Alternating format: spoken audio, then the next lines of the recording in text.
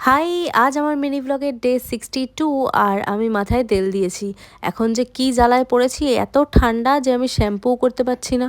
ঠান্ডা লাগছে সকাল সকাল শ্যাম্পু করতে, আর তার মধ্যে এই তেল মাথায়, অফিসেও যেতে পারছি না। কেমন লাগছে, চিপকু চিপকু, কি যে জ্বালা কি বলবো। যারা এই শীতকালে শ্যাম্পু করার ভয়ে ভোগো তারা তো বুঝতেই পারছো। যাই হোক, এরই মধ্যে কোনো রকমে গ্যাটিস মেরে আমি সেজেগুজে যাচ্ছি অফিস। আর অফিস থেকে এসে ফার্স্টে চা করেছি, আর আজকে না খুব কচুরি খেতে ইচ্ছা করছিল, কড়াইশুঁটির কচুরি। তাই জন্য দেখো কড়াইশুঁটি বেটে বুটে বসিয়ে দিয়েছি গ্যাসে কড়াইশুঁটির কচুরি, আর সাথে করছি আলুর তরকারি, ঝাল ঝাল করে আলুর তরকারি।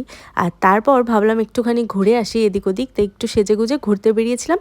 আর বাড়িতে এসে গরম গরম কচুরি খেয়েছি সাথে আলুর তরকারি দিয়ে। শীতকালে গরম গরম কড়াইশুঁটির কচুরির স্বাদ ওফ, সে আর কি বলবো।